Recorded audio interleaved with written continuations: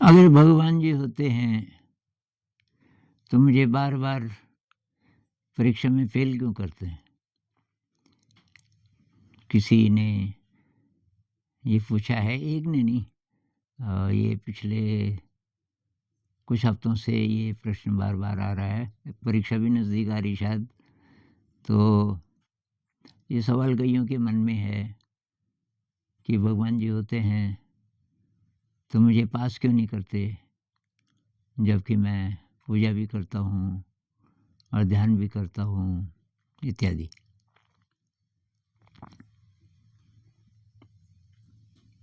मैं आपको एक सिंपल उदाहरण देता हूँ कि ये सबकी इच्छाएँ पूरी करना असंभव है।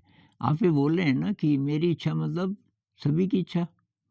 कोई भी इंसान है, उसकी इच्छा अगर पूरी हो जाए, तो तब हम मानेंगे कि भगवान जी हैं। अब आप चाहते हैं कि आप पास हो जाएँ परीक्षा में, कोई दूसरा चाहता है कि आप ना हों और वो जो दूसरा है, वो खराब आदमी नहीं है। वो ये देख रहा है कि अगर आप पास हो गए, निकल गए कॉम्पिटिटिव एग्ज़ाम में, तो आप अपनी शक्ति का और अपने धन का दुरुपयोग करोगे, क्योंकि आपकी वृत्तियाँ अच्छी नहीं हैं, ऐसा वो मानता है, मान लीजिए।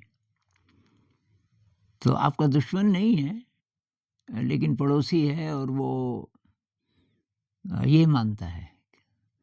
तो वो कहता है कि इसको ये नहीं मिलना चाहिए, कोई बड़ा पद नहीं मिलना चाहिए, इसको ज़्यादा पैसे नहीं मिलने चाहिए, ये दुरुपयोग करेगा। अच्छा जी, तो आप किसकी सुने भगवान जी? मैं एक और उदाहरण देता हूँ। एक है पॉटर जो मिट्टी के बर्तन बनाता है और एक है किसान। गर्मियों का मौसम है, खूब चिलचिलाती धूप है, पॉटर बहुत खुश हो रहा है कि भई अ, ये बर्तन सूख जा रहे हैं जल्दी मिट्टी के, तो मेरी खूब इनकम होगी इस साल तो। पिछले साल तो बीच-बीच में बारिश होती रही और मेरे काफ़ी बर्तन खराब हो गए थे। तो इस बार बहुत बढ़िया धूप है, चिलचिलाती धूप है, बहुत गर्मी भी है, पॉटर बहुत खुश है। अब उसके ही पड़ोस में एक दूसरा है, वो किसान है और उसकी खेती सूख रही है। उसने सब्ज़ी लगाई थी और वो बारिश बिना बारिश के सूख रही है। तो वो कह रहा है कि हे भगवान, मेरे साथ इतना अत्याचार क्यों कर रहे हो? बारिश थोड़ा-सा बारिश दो ना। अब भगवान जी किसकी सुने? एक की इच्छा है बारिश हो, दूसरे की इच्छा है कि बारिश ना हो। तो भई इच्छाएँ पूरी करना शायद भगवान जी की ज़िम्मेदारी नहीं हो सकती, क्योंकि ये तो कॉन्ट्राडिक्टरी हो जाएगा। किस-किस की इच्छा पूरी करें, किसकी ना करें, सबकी कर नहीं सकते। सबकी इसलिए नहीं कर सकते कि एक की इच्छा कुछ और है, दूसरे की उसकी उल्टी है, तब कैसे करें? तो ये तो आपने मान लिया ना कि कोई भगवान जी हैं और वो इच्छाएँ पूरी करते हैं। पता नहीं आप किसको मानते हो? अगर आप बुद्ध को मानते हो तो बुद्ध कहते हैं कि इच्छा कारण है दुःख का। आपके जीवन में जो कष्ट है, जो दुःख है, उसका कारण है इच्छा। आप ज़िंदगी जैसी है उसको एक्सेप्ट नहीं कर रहे, कुछ और चाह रहे हो। एक बात, दूसरी बात, अभी जो भी दुःख हैं, कष्ट हैं जीवन में, उसका कोई कारण है। पीछे आपने ऐसे कर्म किए होंगे इस जन्म में या पिछले जन्म में, ये हिंदुइज़्म में भी मानते हैं और उन कर्मों के कारण अब आपको ये फल मिल रहे हैं। जैसे कि आपने कोई बबूल का पेड़ लगाया, बबूल होता है ना उसपे फल नहीं लगते, काँटे जैसा, काँटे का वृक्ष। आपने सोचा ये कोई आम का वृक्ष है, क्योंकि आपको पता नहीं आम कैसा होता है। तो बड़ा होगा तो आम तो नहीं आएँगे ना उसपे। आम तब आएँगे जब आप आम ही लगाओगे। तो ये प्रकृति के नियम हैं कि जैसा हम बोएँगे वैसा काटेंगे। अब आप बोलोगे पिछले जन्म का मुझे नहीं पता, पिछले जन्म की सज़ा अब क्यों मिल रही है? तो चलो पिछला जन्म छोड़ो, यही जन्म ले लो। इस जन्म में आपने अच्छे कर्म कितने किए, एक लिस्ट बनाओ। कितने लोगों की मदद की निस्वार्थ भाव से बचपन से अब तक, ठीक है? कितने लोगों की हेल्प की जब आप स्कूल कॉलेज में पढ़ते होंगे, आप अपनी पॉकेट मनी में से कुछ पैसे निकाल करके आपने किसी मरीज की देखभाल कर दी, किसी गरीब को रोटी खिला दी, ऐसा किया? अच्छे कर्म कितने कितने किए? अच्छा, दुष्कर्म कितने किए? ऐसे कर्म जो कि नहीं करने चाहिए थे, जिसमें झूठ बोलना होगा, थोड़ी बहुत हिंसा हो गई, मनसा वाचा कर्मणा, मन ही मन में भी कोई वासना के विचार भी आए, तो वो भी दुष्कर्म है और आपने उसको किया कर्म तो है ही। तो ये सारी लिस्ट अगर आप बना के देखो, विनम्रता कितनी है आपके जीवन में, कृतज्ञता कितनी है, मतलब कितनी घटनाएं ऐसी हैं जब आपको लगा कि है आपके अंदर विनम्रता है, कृतज्ञता है, देने का भाव है, त्याग का भाव है। तो इस सब से हमारी वृत्तियां बनती हैं कि हम कैसा कर्म करेंगे, कैसे चलेंगे और कैसे हैं अभी। तो जैसे जैसे रहे उसके आधार पर अब आपको फल मिल रहा है। दूसरी बात, ये पास होना मतलब रोटी कपड़ा मकान, पास होने का ही तो मतलब है। वो नहीं मिल रहा है क्या आपको अभी? वही तो सिखाया हुआ है हमको कि इसमें पास होने से तब आपकी इज्जत होगी और तब आपको ज़्यादा पैसा मिलेगा। कुल मिला के जो साधन चाहिए जीने के लिए वो नहीं है क्या अभी? वो तो है ना। तो उसके लिए कृतज्ञता का अभ्यास करते हो। आप बोलते हो कि ईश्वर, आई एम ग्रेटफुल, मैं कृतज्ञ हूँ कि मेरे पास रोटी है, कपड़ा है, मकान है, स्वास्थ्य अच्छा है। बोलते हो रोज? आज सांस लेने के लिए शुद्ध हवा है, आज धूप है, आज यहाँ ऐसा खतरा नहीं है कि पता नहीं ये सुबह तक ये मकान टिके कि ना टिके, बम न गिर जाए रात को, जैसे यूक्रेन में होता रहा।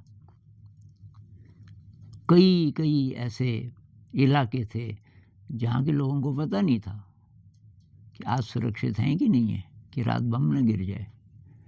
हे ईश्वर, मैं सुरक्षित जगह पे हूँ। तो जो है उसके लिए हम कृतज्ञ नहीं हैं। ये भी जब नहीं रहेगा तब हम फिर बोलेंगे कि हे ईश्वर, सब छीन लिया तुमने, भूकंप आया, सब छिन गया, मेरा मकान टूट गया वगैरह वगैरह। जब तक था मकान भाई, आपने कभी भी कृतज्ञता व्यक्त की कि नहीं? तो जो नहीं है उसके लिए रोते रहते हो। तो जो नहीं है, अभाव आप देखते जाओ तो जिंदगी भर अभाव रहेगा। कोई कितना भी सेठ बन जाए, जिसकी ये वृत्ति है अभाव देखने की, उसको कम ही कम लगता है। अब कोई करोड़पति है, अरबपति है, फिर भी भाग रहा है पैसे के पीछे और ज़्यादा कि अभी एक कुछ और कारोबार बढ़ाना है, तेल का, प्लास्टिक का, इसका उसका। अरे भाई, काहे के लिए भाग रहा है? इतना पैसा है तेरे पास। क्योंकि अतृप्त है, तो उसको लगता है कि यहाँ कुछ तृप्ति है पैसे में।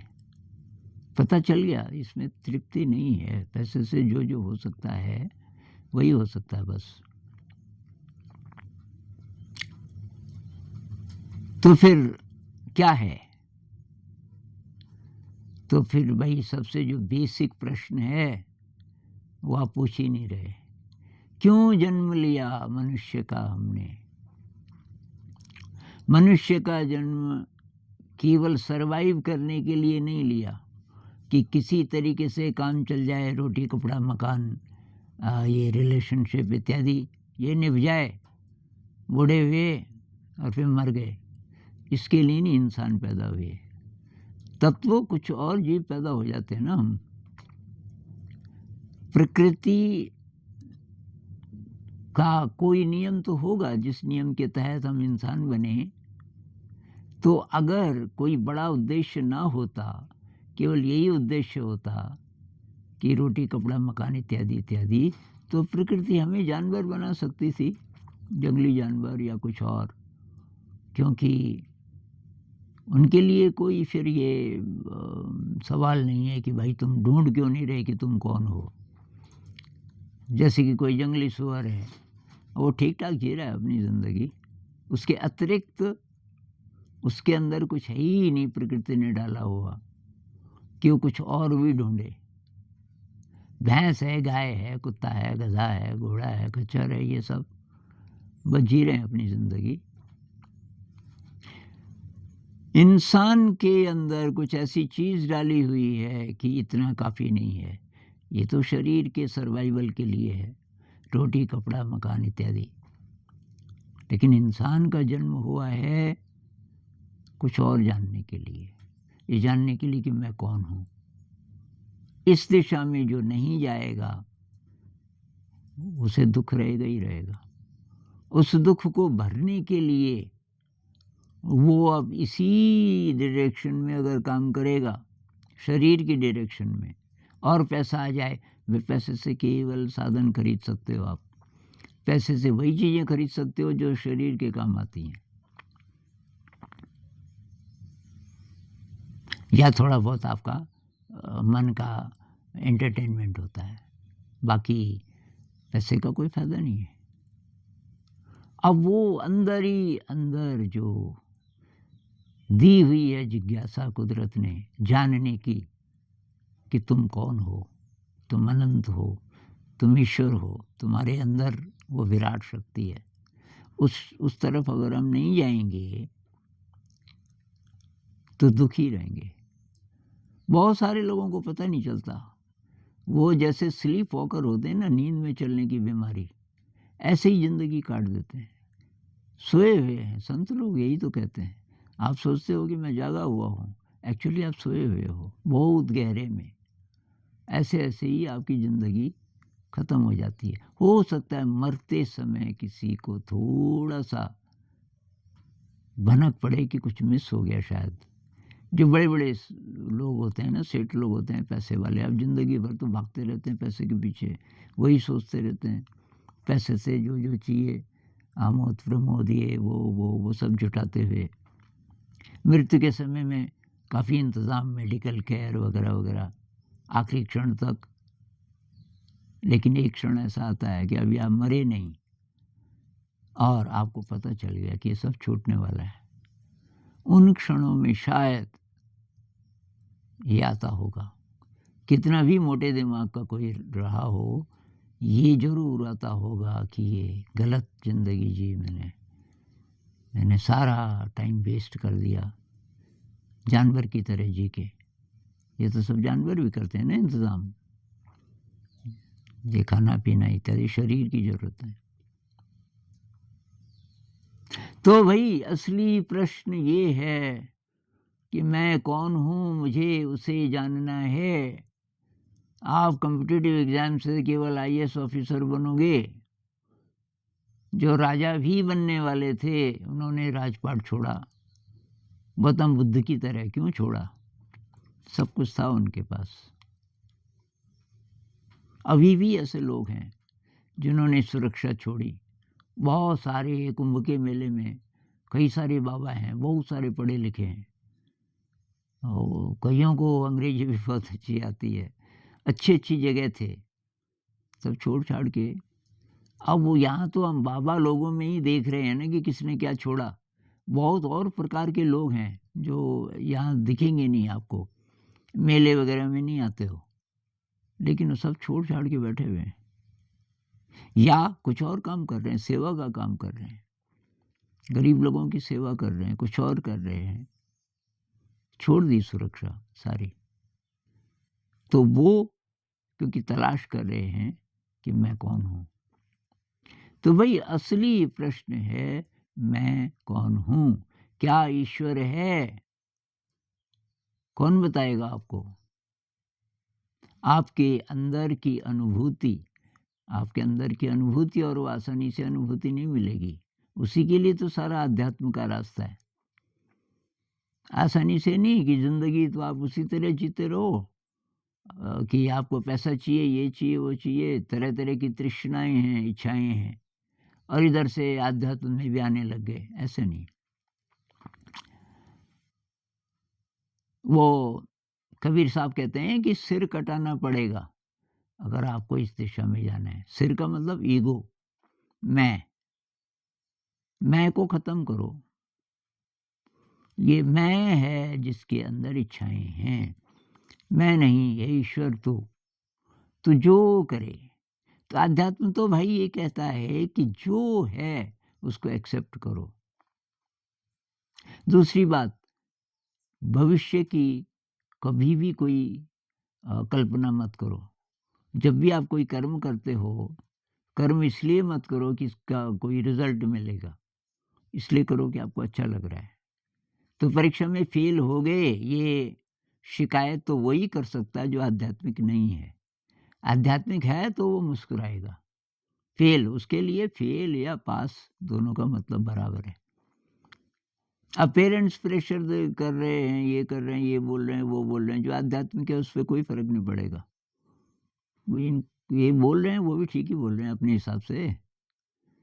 अब बहुत सारी घटनाएँ हैं जिसको हम माइंड नहीं करते। आप चल रहे हैं, कोई पागल कुछ बोल दे, कुत्ता भौंक जाए, हम कुछ नहीं बोलते उनको।